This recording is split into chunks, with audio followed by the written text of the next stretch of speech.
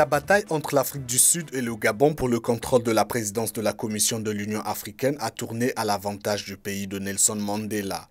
La ministre sud-africaine de l'Intérieur, Nkosazana Dlamini-Zuma, a été élue à la tête de la Commission de l'Union africaine à l'issue d'un scrutin qui s'est joué à 4 tours. Une élection qu'elle place sous le signe d'une révolution féminine. Proposer ma candidature à ce poste n'est pas seulement important pour l'Afrique australe, mais aussi pour les femmes, parce qu'il n'a jamais été occupé par une femme. Et il ne le sera jamais si les femmes ne se présentent pas à des élections. Cela signifie beaucoup pour l'Afrique, pour le continent. L'unité et l'émancipation des femmes, c'est très important. Avec 37 voix, la nouvelle présidente a pu obtenir 3 voix de plus que la majorité requise. Un précédent sommet de l'Union en janvier dernier n'avait pu départager M. Ping et Mme Dlamini-Zuma, ouvrant de profondes divisions au sein de l'institution continentale, notamment entre pays francophones et anglophones. M. Ping avait alors été reconduit à titre provisoire dans ses fonctions. Nous sommes contents. Maintenant, nous avons le président de la Commission de l'Union africaine, Mme Zuma, qui va prendre maintenant la destinée de cette institution qui est notre bras opérationnel. À 63 ans, Nkosazana Dlamini-Zuma est la première femme et le premier responsable anglophone à diriger la principale institution de l'Union africaine depuis sa succession en 2002 à l'Organisation de l'Unité africaine, OUA. Les crises en République démocratique du Congo et au Nord Mali toujours au centre des préoccupations africaines. Réunis à Addis Abeba, les représentants des pays membres du Conseil de sécurité de l'Union africaine ont examiné les possibilités d'une intervention militaire dans les deux pays. En vue de la restauration définitive de la paix dans cette partie du territoire congolais et de la promotion de la confiance entre tous les acteurs concernés, l'Union africaine est disposée à contribuer à la constitution d'une force régionale pour mettre un terme définitif aux activités des groupes armés. Le président ivoirien a pour sa part condamné la situation actuelle au Nord Mali en parlant de terrorisme.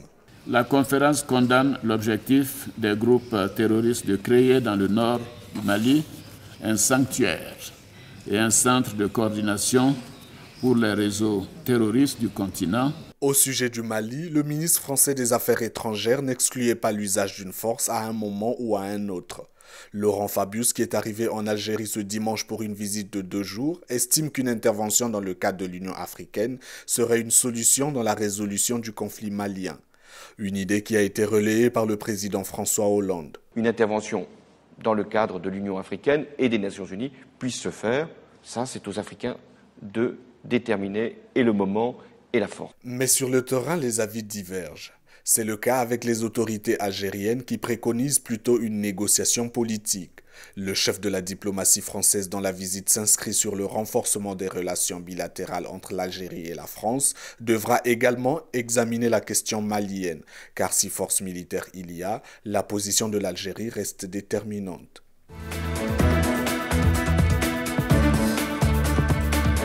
Réélu au poste de secrétaire général à la tête du Parti de la Justice et du Développement, Abdelila Benkiran, actuel chef de gouvernement, conforte sa popularité au sein de son groupe politique. Crédité de 2240 voix contre 346 pour son concurrent Saadine El Othmani, les cartes du pouvoir reposent entre ses mains. Cette réélection a eu lieu lors du 7e congrès national du PJD ce week-end, parti islamiste à la tête du gouvernement au Maroc. Plus de 3000 congressistes et plus de 20 000 participants étaient présents, parmi lesquels le chef du bureau politique du Hamas, Khaled Meshal. À l'heure du bilan, les congressistes se sont aussi penchés sur les questions internes au parti. Pendant ce congrès, nous allons dresser un bilan du parti pendant les 4 dernières années. Nous allons aussi débattre du côté organisationnel du parti sur les plans local et régional.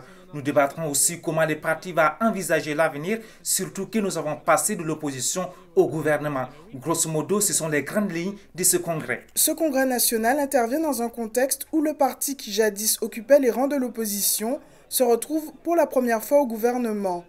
Des promesses ont été faites, reste à savoir si elles seront tenues. Selon certains observateurs de la vie politique marocaine, le PJD aura du mal à rassembler sur des chimères lors des prochaines échéances.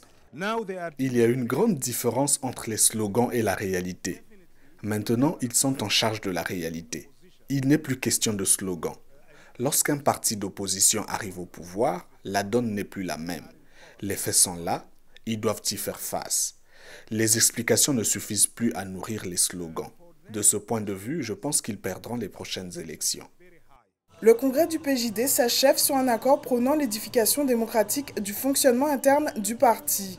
Près de 8 mois après sa victoire aux élections législatives, la formation islamiste s'engage dans la voie d'une démocratisation progressive.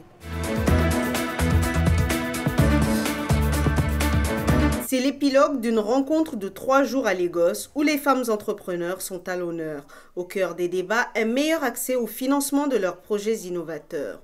Les engagements se sont donc multipliés pour assurer l'intégration de la femme dans la croissance de l'Afrique.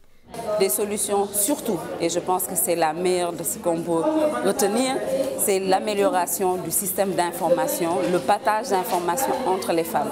2 ans après le premier sommet tenu au Kenya, Lagos a permis au leadership féminin d'Afrique de se préparer à saisir les opportunités qu'offre une économie avec une croissance moyenne de 5%. Des innovations importantes sont annoncées pour favoriser le changement dans différentes régions.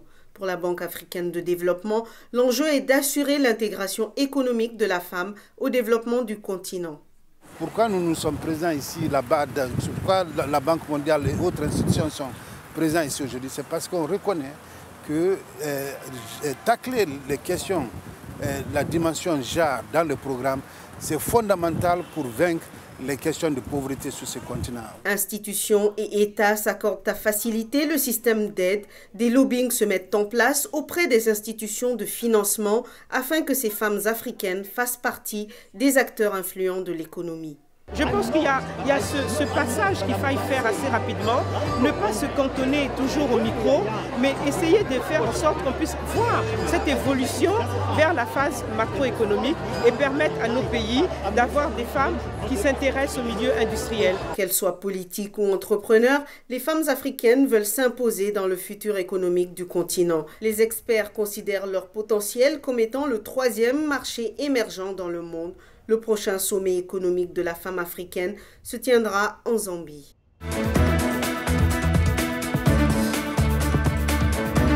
Démarré depuis quelques jours déjà, les travaux d'ensachage et de chargement de l'engrais NPK au niveau du port de Cotonou évoluent plutôt bien.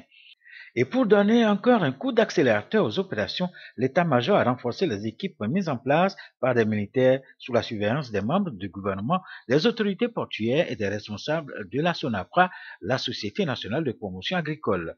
Le chef de l'État béninois, le président Boniayi, a tenu à constater par lui-même le bon déroulement des opérations. On a constitué des équipes de 6. Chaque équipe de 6 est en mesure de remplir un sac en 1 minute. Donc nous avons 30 équipes. Pour aller vite, parce que ces navires paralysent maintenant l'activité commerciale, c'est-à-dire que les douaniers n'arrivent pas à travailler. Et ça a des répercussions sur les recettes. Il faut aller vite, c'est pourquoi je fais appel à notre armée. Le chef de l'État, Boniayi, pour finir, a invité tous les acteurs ici présents à mettre la main à la pâte afin que les producteurs de coton disposent en temps réel de leurs intrants.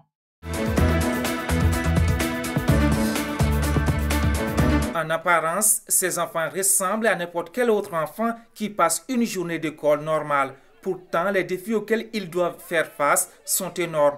Ils sont scolarisés dans les 3 établissements spécialisés dans l'accueil d'enfants handicapés à Windhoek. Parfois, les élèves sont nés avec le syndrome de Down, le CP ou avec les syndromes fêtières. Nous avons aussi l'hydrocéphalie, microcéphalicis, le syndrome d'alcoolisme. À l'école Morrison qui accueille les enfants déficients mentaux, Gertie Orange apprend à ses élèves certains jeux d'utilisation des ordinateurs et la géographie. Sa classe compte 15 enfants avec divers handicaps. Elle se donne le temps de rendre visite à tous ses élèves. Elle en profite pour évoquer les problèmes et les progrès des enfants avec les parents. Aujourd'hui, elle se rend au domicile des Tetni. Il est difficile pour moi de communiquer avec elle parce que parfois elle est très lente ou trop rapide. La Namibie a ratifié la Convention relative aux droits des personnes handicapées en 2007. Le pays a également ratifié le protocole facultatif à la Convention du droit de l'enfant. En dépit de ses politiques pour l'éducation inclusive, la Namibie a encore un long chemin à faire en matière de droits des enfants handicapés. Un audit sur les handicaps par la Fédération de l'Afrique australe des personnes handicapées réalisé en 2008 montre que jusqu'à 50% des enfants handicapés ne sont jamais allés à l'école primaire, en particulier dans des zones rurales. Le pays a donc mis en place un programme national de 5 ans pour les enfants. Objectif, veiller à ce que tous les enfants handicapés bénéficient des subventions. L'enfant namibien est à risque. C'est un malnutri, un orphelin et un sans-abri. L'économie namibienne n'a cessé de croître depuis son indépendance en 1990, mais le pays fait partie de l'un des pays les plus inégalitaires au monde. Avec le lancement de l'agenda national pour l'enfance et les débats de cette année sur les droits des enfants handicapés, l'avenir des plus vulnérables pourrait connaître une amélioration.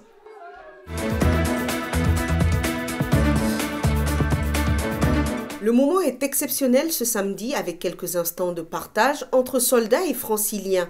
Des militaires stars du 14 juillet permettent aux touristes de toucher leurs armes et de rentrer dans leurs blindés. Une fête nationale française aux allures d'opérations de communication bien huilées. C'est le jour des militaires, donc forcément... D'accord, et vous êtes proche de la population? Oui, il faut, oui. Les ORP, voilà, c'est comme ça. Donc, C'est vraiment sympathique et tout, même c'est un honneur de défiler pour son pays.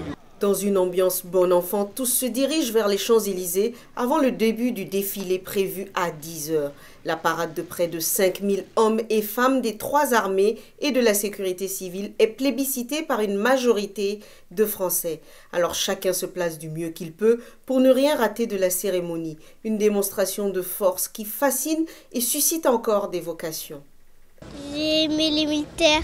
Tu veux être un militaire? Oui. Oui? Tu veux être un militaire et toi? Alors? Qu'est-ce que tu as pu voir? J'aime bien les militaires. Les militaires aussi. Nous, déjà, on veut s'engager à l'armée, donc ça nous motive encore plus. La foule est compacte et se déplace difficilement. Malgré l'euphorie collective, certains pointent du doigt des failles dans l'organisation. Moi, je suis déjà venue plusieurs fois ici, mais je trouve que l'organisation, elle était moins dirigée qu'avant. En fait, on n'avait pas assez de place, les barrières étaient vraiment fermées trop vite. La France est un des rares pays en Europe à réaliser des défilés militaires d'une telle ampleur, notamment pour des raisons budgétaires. Les 4 millions d'euros qu'auront coûté la parade sur la plus belle avenue du monde n'auront pas découragé les autorités. L'armée, garante d'une nation forte et unie, demeure populaire dans le cœur des Franciliens et ça n'a pas de prix.